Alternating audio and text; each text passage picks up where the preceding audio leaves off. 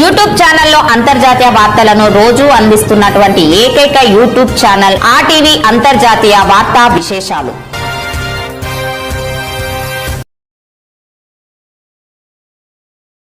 నా పేరు doctor Aleti atom వరల RTV వార్తా విశేషాలు. ఈరోజు నవ తెలంగాణ పత్రికలోని ఈరోజు ఒక ప్రధానమైన వ్యాసాన్ని మనం అధ్యయనం చేద్దాం, విశ్లేషిద్దాం, ఎనాలిసిస్ చేద్దాం.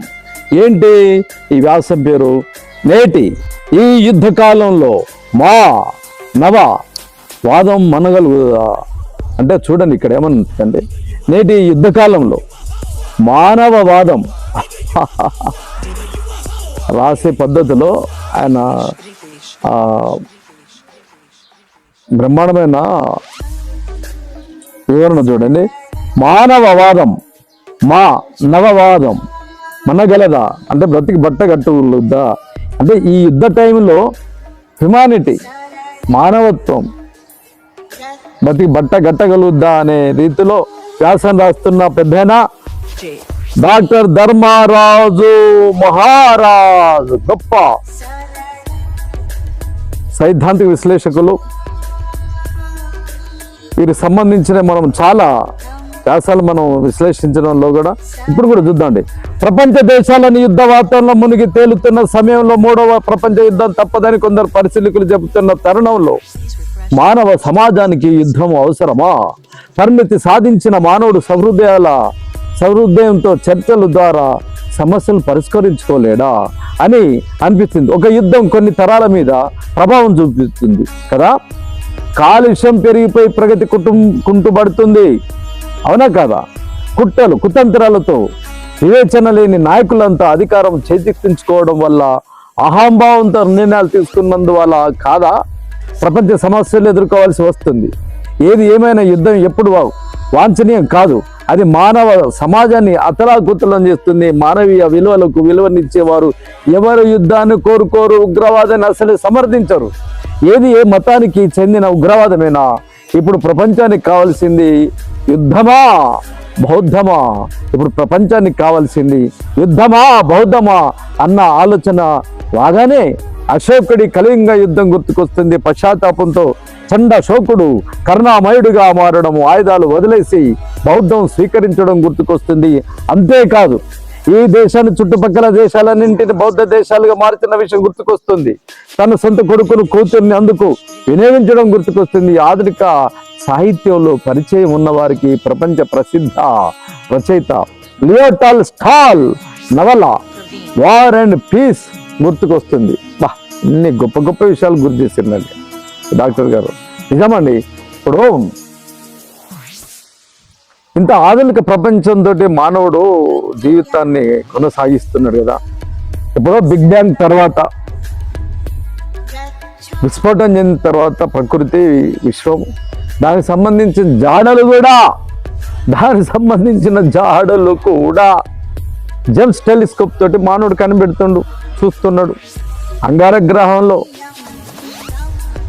టైటాన్, శనిగ్రహం ఉపగ్రహం టైటాన్, చంద్రుడు లాంటి టైటాన్లో, చంద్రమండలంలో వీటన్నిటి మీద ఎక్కడొద్దు, అసలు అంతరిక్షాలనే బ్రతుకుదామనే రీతిలో మానవుడు ఒకవైపు గొప్ప మహాప్రయాణికుడిగా పరిణితి చెందిండు. మరి ఇదేందమ్మా యుద్ధాలు ఏందమ్మా? ఇంత తెల్లారా యుద్ధాలు ఎందుకు వస్తాయంటే ఖచ్చితంగా యుద్ధాలు జరుగుతాయి. ఎందుకు జరుగుతాయి యుద్ధాలు? కొత్తిమీర అమ్మిన వారు, కొత్తిమీర చేసిన వారు కొత్తిమీర అమ్మడానికే ఉంటారు. కొత్తిమీర కట్టలు అయ్యలో, టమాటాలు పండించిన వారు టమాటాలు అమ్మడానికే ఉంటారు. బట్టలు తయారు చేసిన వారు బట్టలు అమ్మడానికి ఉంటారు, జనాలకు వేయడానికి. టోపీలు తయారు చేసిన వాళ్ళు టోపీ పెట్టడానికే ఉంటారు. అట్లాగే శివకాశి ఉంది కదండి, టపాసులు, శివకాశిలో టపాసులు తయారు చేస్తారు. అదేం చేస్తారండి? ఏం చేయరు.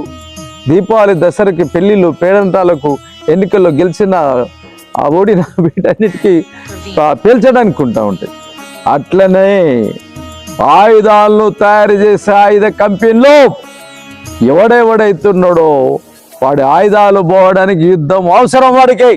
ఇది పెట్టుబడిదారి వ్యవస్థకు నాయకత్వం వహిస్తున్న, ఈరోజు ముఖ్యంగా ప్రపంచానికి నాయకత్వం వహిస్తున్న అమెరికన్ సామ్రాజ్యవాదులు ఎవరైతే ఉన్నారో వాళ్ళ ఆయుధాల కంపెనీలు, వాళ్ళ ఆయుధాలు అమ్ముడు పోవడానికి ప్రపంచవ్యాప్తంగా 33 దేశాలు యుద్ధం చేస్తుండు కనుక వాడికి లాభమే ఎక్కడ ముఖ్యమో అక్కడ వాడికి పశ్చాత్తాపం లేదు, ఏమి లేదు. ఇప్పుడు గమ్మత్ ఏంటంటే దయ్యాలు వేదాలు వల్లించడం వంటిదే. ఇప్పుడు మన అశోకుడు ఉన్నాడండి, అశోకుడు మొత్తం మన సినిమా చూస్తాం, చాలా సినిమాలు కథలు చూస్తూ ఉంటాం. మొత్తం యుద్ధరంగంలో మొత్తం అందరిని చంపబడేసిన తర్వాత రామాయణం కూడా మనం చూస్తాం. ఎస్వి రంగారావు రావణాసురుడిగా ఉండి వాళ్ళ తమ్ముళ్ళు వాళ్ళ కుటుంబం అంతా చచ్చిపోయిన తర్వాత ఏడుస్తూ ఉంటాం. రామాయణం కాదు, మహాభారతంలో కూడా కౌరవ సైన్యం అంతా చనిపోయిన తర్వాత వాళ్ళంతా ఏడుస్తూ ఉంటారు, మిగిలిన వాళ్ళు ఎవరైతే ఉన్నారో మా వాళ్ళు చనిపోయింది అన్నట్టు. అట్లనే అశోక చక్రవర్తి ఆయన యుద్ధం చేసిన తర్వాత యుద్ధ రంగాన ఆ ముక్కలు తెగిపోయిన మానవ విధాకరంగా అనిపించే శరీరాలు భాగాలు చూసి వాళ్ళ భార్యలు ఎక్కడ పిల్లలు ఎక్కడ ఆయన బౌద్ధం తీసుకుంటాడు కదా. బౌద్ధం తీసుకున్న భారతదేశం అంటారు కదా, ఈ భారతదేశంలో సనాతన సారథి, సనాతన ధర్మ యోధుడు విశ్వగురు ఏం చేస్తాడు తెలుసా? మోదాని ఏం చేస్తాడు? ఆదాని ఇక్కడ పాడి షరీఫ్లో డ్రోన్లు అండి, డ్రోన్లతో బాంబులు తయారు చేసి గాజాల వాళ్ళ శరీరాల మీద ఎట్లెట్లా పేలి ప్రభావం చూపెడుతుంది అనే టెస్టింగ్ కోసం పంపుతా ఉన్నాడు మోదాని. ఆదాని పంపిస్తూ ఉండు. ఈ మధ్యన సముద్రంలో దొరికిపోయిన భారతదేశాన్ని పోతున్న ఆయుధాలన్నీ కంటైనర్లు సముద్రంలో దొరికిండ్రు. గాజాలో 60,000 మంది ప్రజానికాన్ని చంపేసిన అమెరికన్ సామ్రాజ్యవాదులు, ఇజ్రాయెల్ సామ్రాజ్యవాదులు ఎవరైతే ఉన్నారో వాళ్ళు అక్కడ యుద్ధం చేసి 80% మొత్తం ఆ గాజా ప్రాంతాన్ని మొత్తం విధ్వంసం చేసి మానవ శరీరాలు ముక్కలుగా తెగి పడిపోయి ఉంటే ఆ శరీరాలని ఎతికే లెక్కల్లో జనాలంతా పోయి ఎతికితే చేసుకో మేడ్ ఇన్ ఇండియా బాంబులు ఉన్నాయండి. అంటే మన భారతదేశంలో తయారవుతున్న బాంబులు కూడా, మనం కొనుక్కొచ్చుకున్న బాంబులు కూడా ఈరోజు అక్కడికి పంపిస్తున్న దుర్దినమైన రోజు ఇది.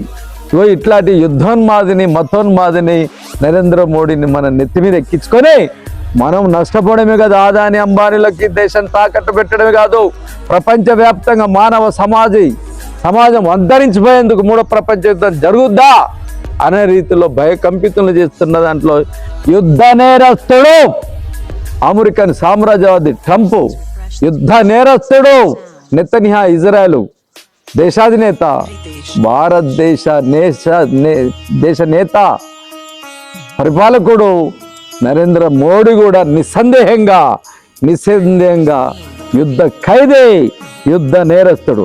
మహాశాస్త్రవేత్త ఆల్బర్ట్ ఐన్స్టీన్ ఏమన్నాడంటే, ఈ ప్రపంచం నాశమైతే అది తుపాకుల వల్లనో, మిసైల్స్ వల్లనో, అణుబాంబుల వలన కాదు, నైతిక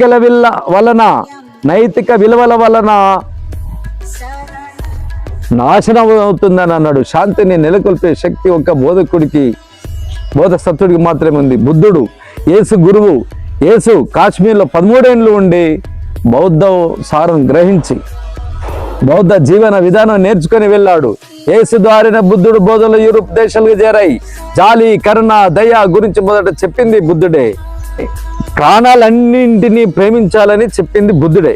ఇప్పుడు యూరోపియన్లు ఈ విషయం ఒప్పుకోరు, మళ్ళీ అది వేరే విషయం, కానీ వాస్తవం ఇదే అని ఐన్స్టీన్ రాసుకున్నాడు. ఇక్కడ గొప్ప విషయం కూడా చూడండి, మీరు బైబిల్ చదవండి, బైబిల్ చదవాలి. అయ్యా క్రైస్తవ బిడ్డలారా, హిందూ జన బంధు గంగాజల బిందువులారా, సింధు నది పరివాహక ప్రాంత హిందూ బిందువులారా, మీరు స్వామి వివేకానందుడు అన్నట్లు కేవలం భగవద్గీత, రామాయణం,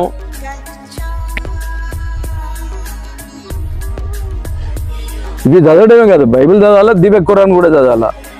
బైబిల్లో 2 భాగాలు ఉంటాయండి, పాత నిబంధనను ఓల్డ్ టెస్టిమెంట్ ఉంటుంది. ఇప్పుడు ఇజ్రాయెల్ ఉన్నారు కదా, యూదులు ఉన్నారు కదా, వాళ్ళు ఆరాధించేది దాంట్లో యెహోవాను వాళ్ళు స్తుతిస్తూ ఉంటారు, మెస్సయ్య.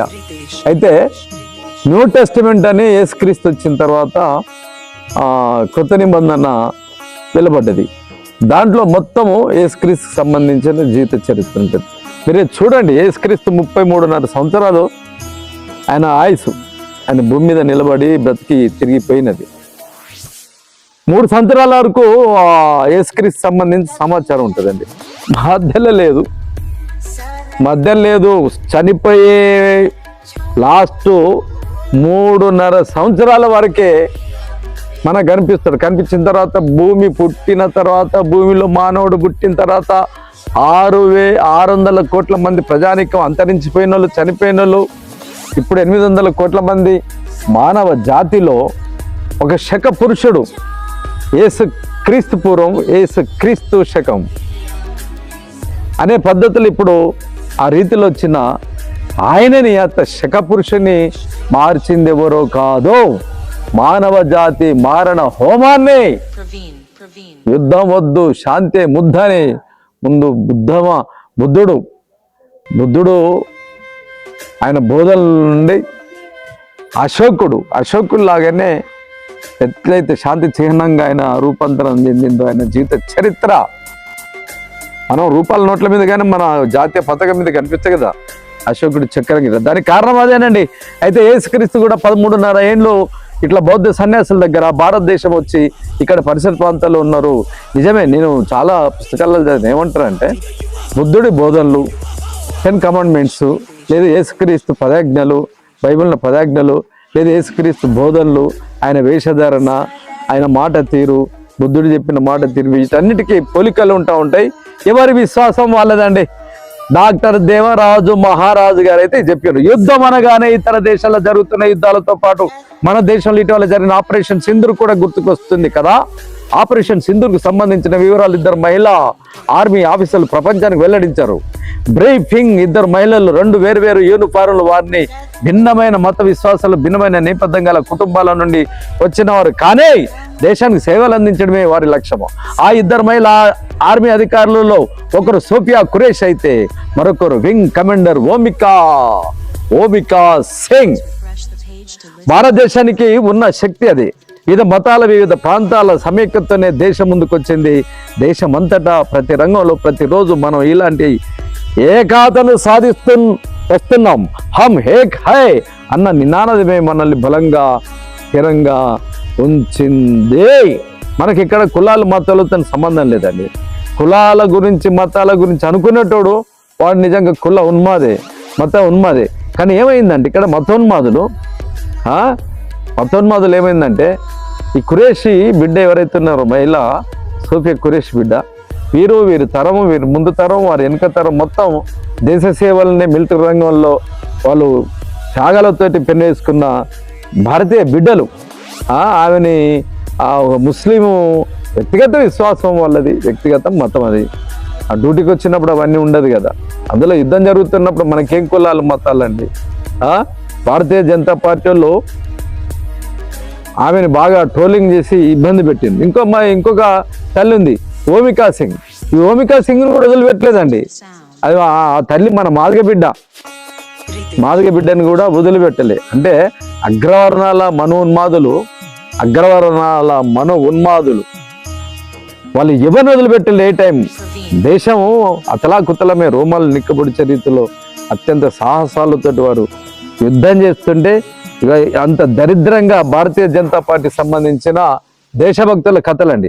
సోఫియా ఖురేషి, ఓమికా సింగ్లు వలనే సావిత్రిబాయి పూలే, ఫాతిమా షేకులు కూడా ఒకరు హిందూ, మరొకరు ముస్లిం.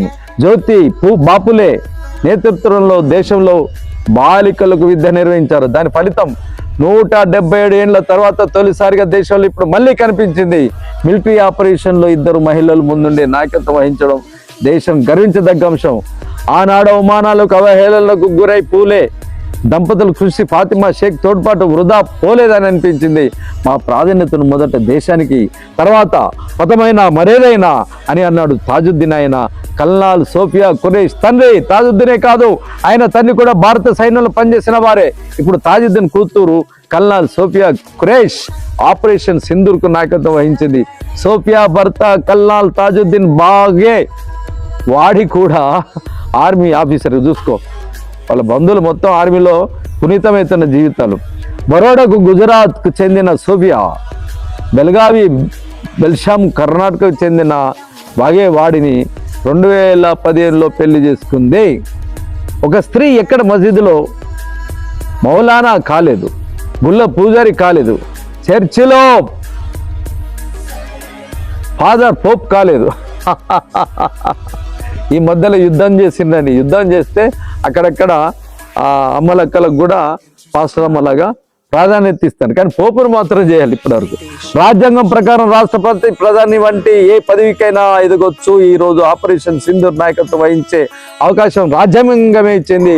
అందువల్ల డాక్టర్ బిఆర్ అంబేద్కర్ ఈ దేశ ప్రజలకు ఎంతో విలువైనది సమకూర్చాడో అర్థం చేసుకోవాలి. ఈరోజు రాజ్యాంగమేమో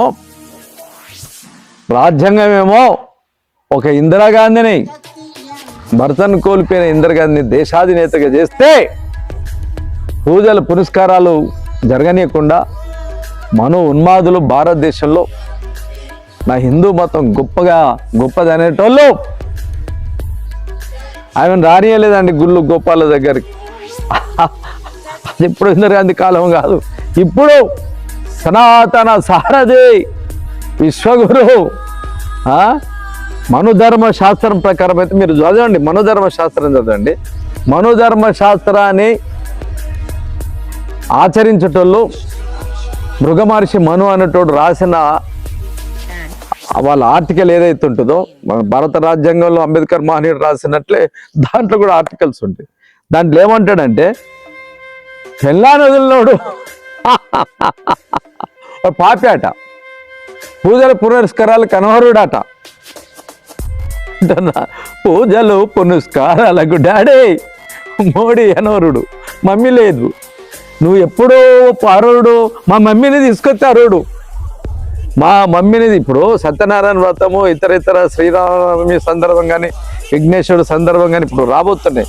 ఇప్పుడు దాతలు ఎంత భక్తి ప్రపత్తులతో చేస్తూ ఉంటారు కదండి. అయితే సనాతన సంప్రదాయ ఆచార వ్యవహారాలకి, సనాతన ధర్మానికి విరుద్ధమైనదని సాధులు సంతులు లబ్బ దిబ్బ మొత్తుకున్నా, ఈ అమ్మ ఆగండ్రా, నీ అమ్మ కట్టకున్నా పర్లేదు, అరే కట్ట ముందు మేము దేవుని పెట్టొద్దయా అంటే ఆగరని అమ్మ ఎన్నికలు వస్తున్నాయి లేనిపోని గోల, కట్టండి అంటే ఒక గుడి కట్టేటప్పుడు సనాతన ధర్మం ప్రకారం పూర్తి కట్టిన తర్వాతనే ప్రతిష్ఠ చేయాలట. ఈయన ప్రతిష్ట పోయేటట్టుంది, ఈయనకు చెప్తూనే ఉన్నారు 300 సీట్ల నుండి 240-60 మధ్యలోనే భారతీయ జనతా పార్టీకి రాబోతుంది. 400 సీట్లనే ఉత్తదే వీళ్ళది కల పగటి కళ అని పోలీస్ డిపార్ట్మెంట్ చెప్తా ఉన్నారు. అందుట్లో సడమియా వీడవర్రా సాధులు సన్యాసులని వాళ్ళని దన్నిండ్రు. దన్నే అది పూర్తి కాకముందే స్టార్ట్ చేసిన తర్వాత ఈయన కూర్చోకూడదు. ఈయన ఎందుకు కూర్చోవాలా? ఒక ప్రధానమంత్రి కానీ, ఒక రాష్ట్రపతి కానీ, లేదు ఒక కలెక్టర్ కానీ, ఎంఆర్ఓ కానీ, సర్పంచ్ కానీ, నువ్వు ఆర్టికల్ 25 చట్టం ప్రకారము నువ్వు ఏ దేవుడిని మొక్కో, ఏ దేవునికైనా ప్రచారం చెయ్యి, కానీ కులాన్ని, మతాన్ని, దేవుళ్ళు, దయ్యాలని, పూజల పునస్కారాలని ప్రభుత్వ కార్యకలాపాలలో నడపకూడదు. ప్రభుత్వ అధికారులుగా, ప్రభుత్వ అధినేతలుగా ఉన్న వాళ్ళు కూడా ఆ కార్యక్రమాలలో పాల్గొనకూడదు. ఇంటికాడ చేసుకో, బయట బహిరంగంగా ప్రజా జీవితంలో చేద్దని రాజ్యాంగం చెప్తుందండి. రాజ్యాంగానికి వ్యతిరేకంగా, చట్టానికి వ్యతిరేకంగా, సనాతన ధర్మానికి వ్యతిరేకంగా గుడి నిర్మాణం కాకముందే రాములల్లా ప్రతిష్ట చేస్తూ నా మురుగు అమ్మా కోయ బిడ్డ, ఆడే బిడ్డ, ఏంది నువ్వు ఊరుకోమంట, నేను సప్పను ఊరుకున్నా కదా. మా దగ్గర భద్రాచలం, మా ఇల్లందు, మాదంతా బాగా ఏజెన్సీ ప్రాంతం. 25 సంవత్సరాలు గుమ్మ నరసయ్య ఆడబిడ్డ ఎమ్మెల్యే చేసింది మీకు తెలుసు కదా. మేము పోయేదండి, ఇది ఎవరన్నా ఇంటికి పోయేది గూడాలలో, కొయ్యలలో గూడాలలో దొరసట్ట పొల్లు అంటారు, వాళ్ళ ఇళ్ళకి పోయేది. ఈ అన్ననేమో ఎటో పోతాడు, దొరేమో భర్త ఏమో ఎటో పోతాడు. లోపల అక్క ఉంటుంది. అక్క, ఓ అక్క ఎవరైనా ఉన్నారంటే అక్కో అక్కో ఓ అక్క కానీ ఏడ్చి 100 సార్లు పిలవాల. కుయ్యమన్నారు, కయ్యమన్నారు. లోపల పోయి చూస్తే 2 పొయ్యిల మధ్యలో కంది పొరుకులు వాడి పొరుకులు పెట్టుకొని కాస్తూ ఉంటారు. అంటే ఎంత క్రమశిక్షణ కట్టుబాటు అంటే, భర్త పిలిస్తే తప్ప బయట వాళ్ళు పిలిస్తే వాళ్ళు పలకరు. కనీసం భర్త పేరు కూడా చెప్పరు వాళ్ళు. అంత చక్కటి కట్టుబాటు ఉంటుంది. ఏందక్క పిలుస్తా అంటే మాట్లాడు, ఆయన లేని ఏం చెప్పమంటావు, కుయ్యమని ఊరుకుండదు. అట్లా మా మురుమమ్మని కూడా ఏయ్ నీ మొహడు చచ్చిపోయినావు, నువ్వు ఇదరాలు ఇందరగానే మేము బంద్ చేసినావు, మేము మనో ఉన్మాదులం, నువ్వు కూడా రాములల్లా ప్రతిష్టకు రాకూడదు అని అన్న రాలే. సరేలే, ఇప్పుడు మనం ఇంతసేపు అనుకున్నట్లు అది మొత్తం కార్యక్రమంలో రాష్ట్రపతి ఏమో పాల్గొనకూడదు. మరి పార్లమెంటు భవనం ఉన్నది కదండి, పార్లమెంటు భవనం కూడా ప్రారంభోత్సవానికి నరేంద్ర మోడీ, పెళ్ళాన్ని వదిలిపెట్టిన నరేంద్ర మోడీ, ఆడబిడ్డల చెర పట్టిన కీచకుడు బ్రిజ్భూషణ్ శరణ్ సింగ్ ఇట్లాటలో ముందు పెట్టుకొని పార్లమెంటు భవనాన్ని ప్రారంభించింది. కానీ రాష్ట్రపతి ఒక ఆడ తల్లి భర్తను కోల్పోయి వైద్యంతో ఉన్నదని ఆమెని రానియకుండా అడ్డుపడ్డ దుర్మార్గమైన ఉన్మాద రాక్షస కాసాయి తాలిబాన్ల పరిపాలన అండి. ఆపరేషన్ సింధూర్ విజయవంతమైతే ఎందుకంటే రాజ్యాంగం ప్రకారం దేశ రక్షణకు ఏర్పడిన త్రివిధ దళాల భారత సేన యొక్క అంకిత భావం, నైపుణ్యం మాత్రమే మతతత్వంతో దశాబ్ద కాలంగా దేశంలో ఊగిపోతున్న జై శ్రీరామ్ శ్రీరామ్ సేన ప్రమేయం ఇందులో ఏమీ లేదు. అందుకే జాతీయ కాంగ్రెస్ అధ్యక్షుడు కార్గే ఏమన్నాడు, మేము భారత సైన్యానికి వెన్నుదన్నుగా ఉంటాం, ఉగ్రవాదాన్ని రూపుమాపడం దేశవ్యాప్తంగా మా కేడర్ అంతా సైన్యం వెంటే ఉంది అని అన్నాడు. పాలకులు పేర్లు ఎవరిని తీసుకోలేదు. మరోవైపు కొన్ని దారుణాలు జరుగుతున్నాయి కదా. పాల్గాం ఉగ్రవాది దాడిలో అమరుడైన నేవీ ఆఫీసర్ వినయ్ సతీమణిపై సోషల్ మీడియాలో ట్రోల్స్ రావడం చాలా దారుణమైన విషయం పరిగణించాలి. ఆ సోషల్ మీడియా అకౌంట్లలో అధికార బీజేపీకి సంబంధించిన వ్యక్తుల్ని అధికంగా ఉన్నాయని తేలింది. అలాంటి అకౌంట్లు ఎందుకు బ్లాక్ చేయలేదు? అధికారంలో ఉన్న నాయకులు జాతీయవాదం ఇదేనా? కల్నాల్ సోఫియా ఖురేషిని ఉగ్రవాద సోదరిగా అభివర్ణించారు ఒక అధికార పార్టీ నేత.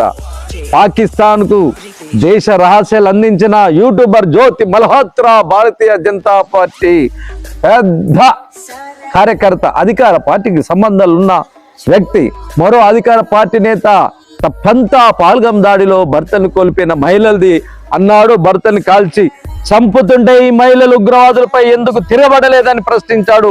టూరిస్టులకు భద్రత కల్పించలేదని కేంద్ర ప్రభుత్వం ఈ దేశ ప్రజలకు క్షమాపణ చెప్పాల్సింది పోయి పౌరులదే తప్ప అన్నట్లు మాట్లాడొచ్చా? మరో అధికార పార్టీ నేత హైవే మీదనే ఒక మహిళతో లైంగిక కార్యక్రమం నిర్వహించాడు. నైతిక లేని, విద్య లేని దార్శనికులు కానీ వారంతా అధికారంలో ఉంటే దేశం ఎలా ఉంటుందో దేశ ప్రజలు ప్రత్యక్షంగా చూస్తున్నారు. విన్నారండి? దీని గురించి పెద్దగా మనం విశ్లేషించాల్సిన అవసరం లేదు. నువ్వు దేశభక్తి గురించి మాట్లాడితే, హిందూ ముస్లిం సైక్యత గురించి మాట్లాడితే, ఈ దేశ అభివృద్ధి కోసం నువ్వు మాట్లాడితే, ప్రభుత్వాన్ని ప్రశ్నిస్తే పాకిస్తాన్ టెర్రరిస్టుల ఏజెంట్లు అంటారు, లేకపోతే చైనా కమ్యూనిస్ట్ పార్టీ ఏజెంట్లు అంటూ ఉంటారు, దేశద్రోహులు అంటూ ఉంటారు. భర్తను కోల్పోయినప్పుడు అక్కడ ముస్లిం కమ్యూనిటీ అంతా వాళ్ళని కాపాడి వాళ్ళ కడుపులు పెట్టి ఇళ్ళకు పంపిస్తే మొత్తం భారతీయ జనతా పార్టీ మొత్తం హిందూ ముస్లిం ఘర్షణలతోటి రెచ్చగొట్టాలి, సందట్లో సడమియ్యేలాగా వాళ్ళు ఇదే అదనంగా ప్రచారం చేస్తుంటే అట్లా అన్నకూడదు అన్నందుకు ఇంత దుర్మార్గానికి పాల్పడ్డారండి. ఇంత దుర్మార్గానికి పాల్పడ్డ భారతీయ జనతా పార్టీ నీతి నిజాయితీ వదిలేసి మనువాదానికి భజనలు చేసేవారంతా ఎన్ని కుట్రలు చేసినా అధికారం చేజిక్కుంటున్నారు. అందుకే దేశం ఇంత ప్రమాదకరంగా తయారైంది. రాజ్యాంగం స్థానంలో మనస్ఫూర్తిని తేవాలని పన్నుతున్న కుట్రలు దేశ ప్రజలకు స్పష్టంగా తెలిసిపోతున్నాయి. ఈ దేశం శతాబ్దాలుగా మనువాదానికి బలైపోతూ చివరికి ఇలా తయారైంది. భారతదేశ చరిత్ర అంతా బౌద్ధానికి బ్రాహ్మణిజానికి జరిగిన సంఘర్షణే అన్నారు అంబేద్కర్. ఇది గొప్ప విశ్లేషణ అండి. నిజమే కదా. ఈ దేశం బయట ఉగ్రవాదం కంటే అంతర్గత ఉగ్రవాదానికి ఎక్కువ బలైపోతూ ఉంది. ఒకప్పుడు మహోన్నతమైన విలువలతో బౌద్ధం దేశంగా విశ్వ గురువుగా ప్రపంచానికి వెలుగులు పంచిన దేశాన్ని మనువాదులు వారి ఆధిపత్యం కోసం నాశనం చేసుకుంటూ వచ్చారు. ప్రపంచంలో తొలి బౌద్ధ విశ్వవిద్యాలయాలు ఏర్పరిచే దేశాల విద్యార్థులకు విద్యను అందించిన దేశం ఇది. ఎవరు నాశనం చేశారు, ఎందుకు నాశనం చేశారు, చరిత్ర పుటల్లోకి పరిశీలనగా చూస్తే తెలుస్తుంది. ఇక్కడ ఒక గొప్ప మాట ఏంటంటే అండి, మహాకవి మాటల్లో చెప్పాలంటే, ఏ దేశ చరిత్ర చూసినా ఏమున్నది గర్వకారణం, నరజాతి చరిత్ర సమస్తం పరపీడన పరాయణత్వం. నరజాతి చరిత్ర సమస్తం తన రక్త ప్రవాసిక్తం. నరజాతి చరిత్ర సమస్తం బలవంతులు దుర్బల జాతిని కావించారు. రణరంగం కాని చోటు భూస్థలం అంతా వెతికినా దొరకదు. ఈ ప్రపంచం గురించి మార్క్స్ మహానుడు ఒక మాట అంటాడు, మానవ జాతి చరిత్ర అంతా వర్గ పోరాటాల చరిత్ర అంటారు. దోపిడీ చేసే రాజుల, జమీందార్ల, భూస్వాముల, వాళ్ళు కూడిగం చేసే బానిసలతో, పెట్టుబడిదారి సమాజంలో పెట్టుబడిదారులతోటి, కార్మిక వర్గం, కష్టజీవులతోటి పోరాటం మీద ఉందో ప్రపంచ చరిత్ర అంటాడు. కానీ భారతదేశ చరిత్ర వేరే తిరిగి ఉన్నదండి. మన భారతదేశ చరిత్ర అంతా బౌద్ధానికి బ్రాహ్మణిజానికి జరిగిన సంఘర్షణ అని గొప్ప విశ్లేషణ. భారతదేశానికి ఓ మార్క్స్ మహానుభావుడు లాంటి మహామేధావి మన అంబేద్కర్ మహానీయుడు. చక్కటి విశ్లేషణ. మనం చిన్నప్పుడు తరగతి గదిలో గోడల మీద రాసిపెట్టిన వాక్యాలు చదువుతూ పెరిగాం.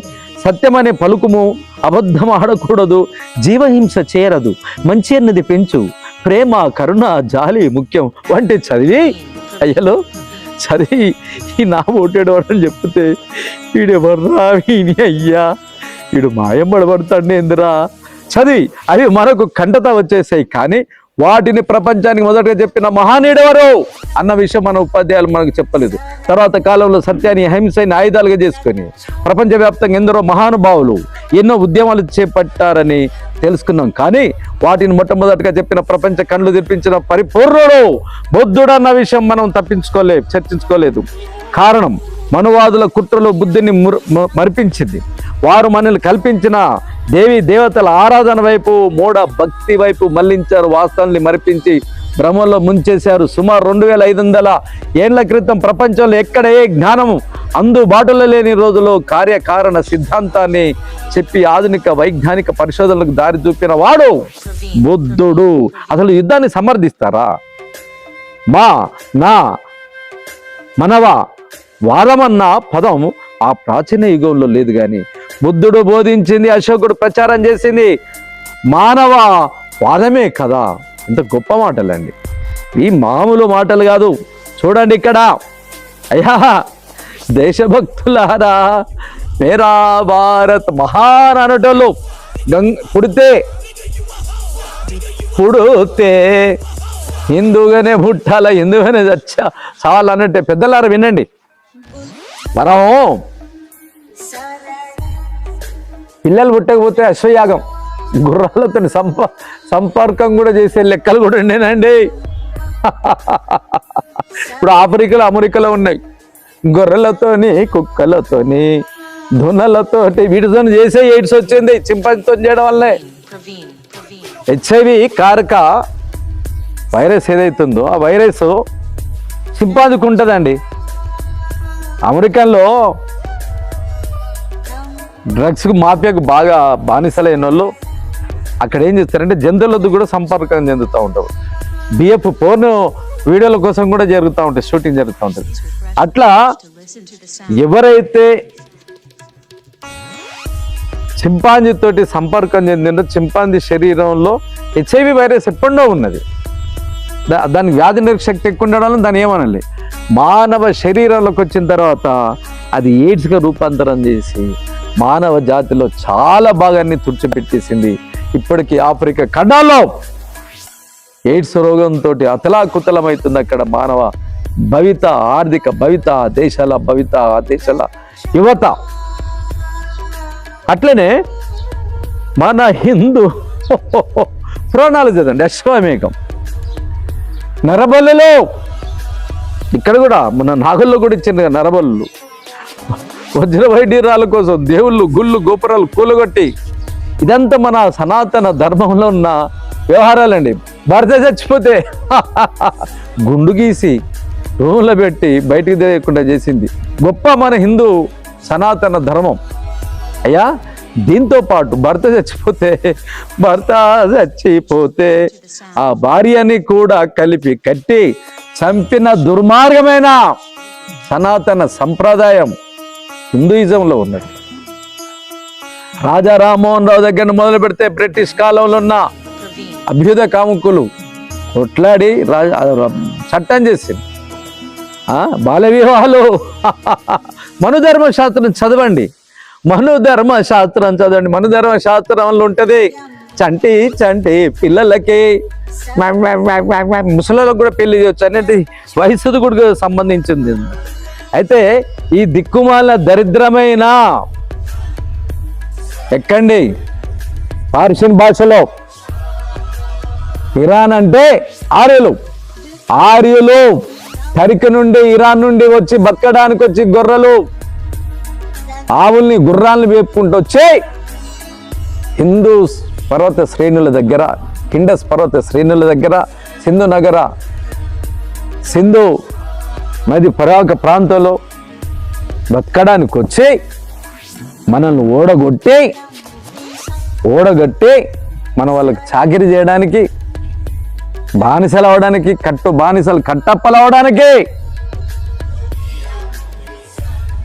మేము సూర్యునికి పుట్టినోళ్ళము, ఇంద్రుడికి పుట్టినోళ్ళం, మేము దేవుళ్ళం, భగవంతుడు అంటే బ్రాహ్మణుడు అంటే మేము బ్రహ్మదేవుడి కలికాల పుట్టినాం గనక మేము భగవంతులము, మేము పరిపాలించడానికి మేము బ్రహ్మదేవుడి చేతిలో పుట్టినము, తొడలలో పుట్టిన మేము మొత్తం ఇక్కడ వ్యాపారం చేసుకోవడానికి, మీరు మొత్తం ఈ భారతదేశ మూలవాసులు మాదిగలు, శూద్రులు, వాళ్ళ రెడ్డులైనా, కమ్ములైనా, ఎల్ములైనా, బీసీ బిడ్డలైనా మీరంతా భారతీయ వాసులైన వాళ్ళు, సింధు నాగరిక ప్రజానికమా, మీరు మీ కర్మ వలన ఇట్లా పుట్టినరు, కర్రగా పుట్టినరు.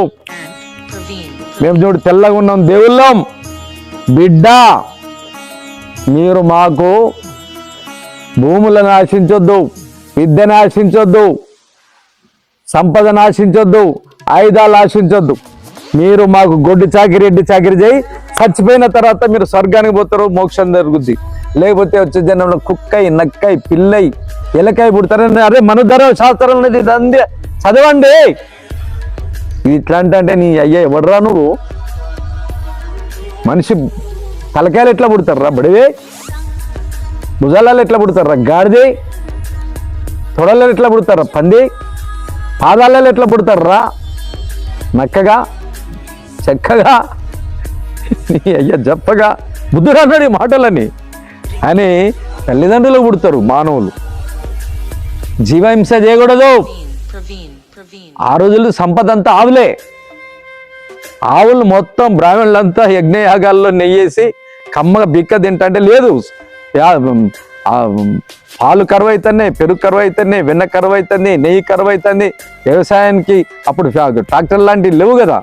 ఇబ్బంది అవుతుంటే బుద్ధుడే జీవహింస చేయడం కరెక్ట్ కాదు, గోమాతను చంపడం కరెక్ట్ కాదని గోవధ నిషేధాన్ని బ్రాహ్మణులతో కొట్లాడి తీసుకొచ్చింది బుద్ధుడు.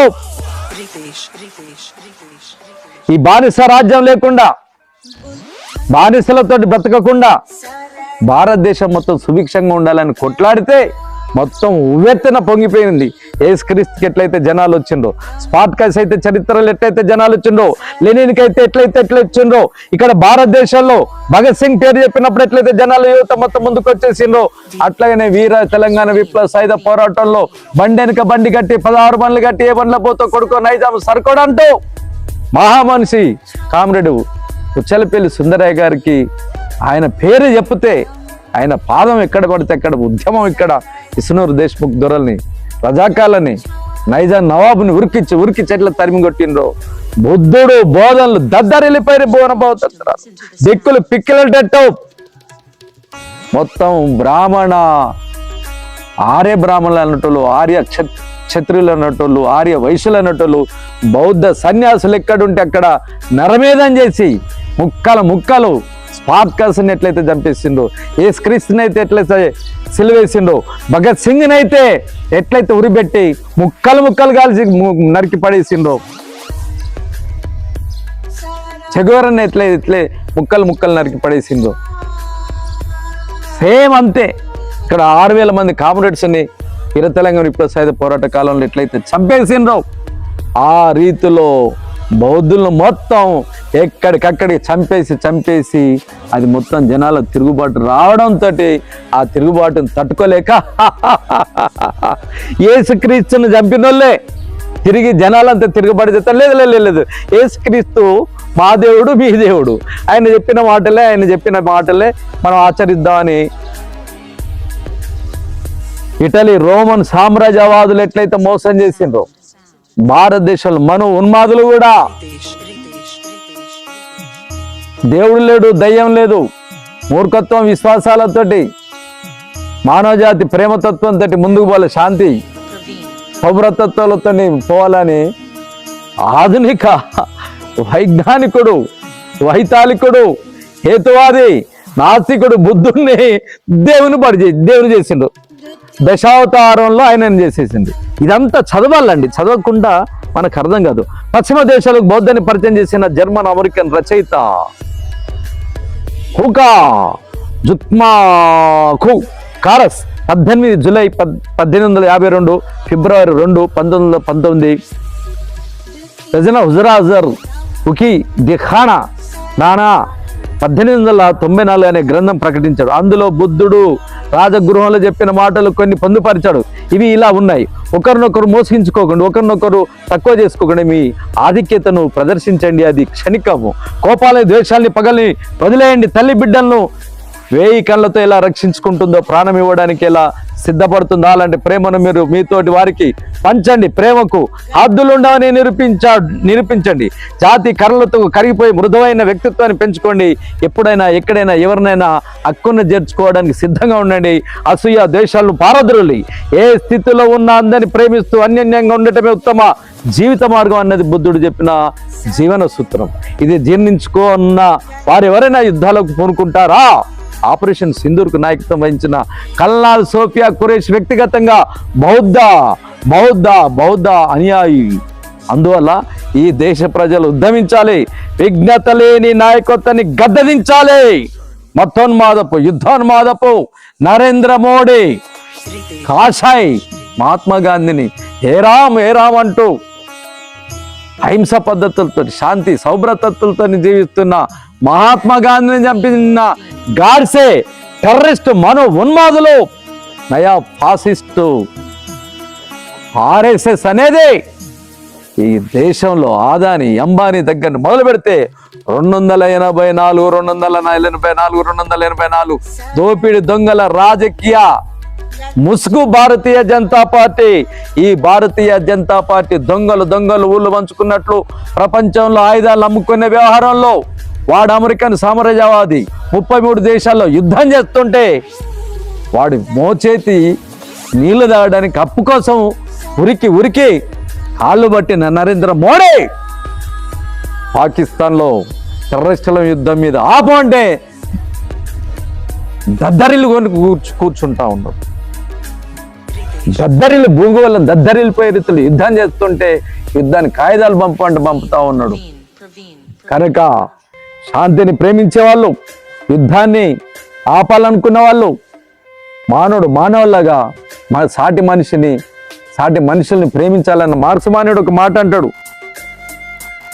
ఈ ప్రపంచంలో మానవుడికి అత్యంత ప్రీతి పాత్రమైనది ప్రాణం అంటాడు. కనుక ఎవరి ప్రాణం ఎవరు తీయకూడదు. ఈ భూమి మీద పుట్టిన వాళ్ళందరూ బ్రతికే హక్కు ఉన్నది. వారికి భూమి ఉండాలా, సంపద ఉండాలా, విద్య ఉండాలా, ఉపాధి ఉండాలా, వైద్యం ఉండాలా, ఇల్లు ఉండాలా, గూడు ఉండాలా, గుడ్డ ఉండాలా, అందరూ సుభిక్షంగా బ్రతకడానికి ఉండాలా. అది చెప్పేదే, అది చేసేదే మార్క్సిజం. ఆ మార్క్సిజం మహా బాటన చైనా కానీ, వియత్నాం కానీ, క్యూబా కానీ, ఉత్తర కొరియా కానీ, లావోస్ కానీ ఆ రీతిలో సకల సౌకర్యాలతోటి కష్టజీవులు, శ్రామిక వర్గం, మానవ జాతి ఒకరినొకరు ప్రేమించుకుంటూ పెద్ద తేడా, చిన్న తేడా, ధనికులు, పేదలు, యజమానులు, కార్మికులు అనే భేద అభిప్రాయాలు లేకుండా అశోకుడు ఆశించిన, బుద్ధ భగవానుడు ఆశించిన భగవానుడే మానుష రూపేణ దైవం ఉన్నది కదా. మానుష రూపేణ దైవం అన్నది వేదాలు. యెహోవా తన రూపంలో మానవ సృజించండి అన్నాడు. అరే నిజమైన దేవుడు యేసయ్య, నిజమైన రాముడు, నిజమైన కృష్ణుడు వాళ్ళు కాదయ్యా, మన బుద్ధుడయ్యా. బుద్ధుణ్ణి మొక్కడం కాదు, మూర్ఖంగా మొక్కడం కాదు. ఆయన చెప్పిన ప్రవచనాలు వినండి, మూఢనమ్మకాలను బయటపడి మన కష్టాలకి, సుఖాలకి కారకులు ఎవరు? ప్రపంచాన్ని నడుపుతున్న బహుళ జాతి గుత్త సంస్థలు, మల్టీనేషనల్ కంపెనీలు, కార్పొరేట్ సంస్థలు ఈ దేశంలో, భూస్వాములు ఈ దేశంలో, బడా బూర్జవా పెద్ద పెట్టుబడిదారు నాయకుల చేతిలో భారత మాత ఇరుకపై ఉక్కిరివిక్కిరైతుంది. భారత మాతని విడిపించాలంటే ఈ ముగ్గురు దొంగలు తరిమి కొడితే తప్ప మన జీవితాలు బాగుపడవు. జీవితాలు బాగుపడాలంటే సంఘటనమై కావాలా, ఐకమత్యంగా ఉండాలి, సంఘటితమై ఉండాలి, పోరాటం చేస్తే తప్ప మానవ జాతికి విముక్తి ఉండదు. బుద్ధుడు అదే చెప్పిండు, సంఘర్షణ. అంబేద్కర్ అదే చెప్పిండు, బౌద్ధిజానికి, బ్రాహ్మణిజానికి సంఘర్షణ భారతదేశ చరిత్ర, ప్రపంచ మానవ జాతి చరిత్ర అంతా వర్గ పోరాటాల చరిత్ర అన్న మార్క్స్ మహనీయుడు మాటల్ని మనం సదా గమనంలో పెట్టుకోవాలా. ఆ మాటలు అడుగు జాడలో మనం పయనిస్తేనే మనం మనిషి. ఇది సమాజ స్థాపన కోసం RTV న్యూస్. ఈ వీడియో మీకు నచ్చినట్లయితే లైక్ చేయండి, షేర్ చేయండి, సబ్స్క్రైబ్ చేయండి.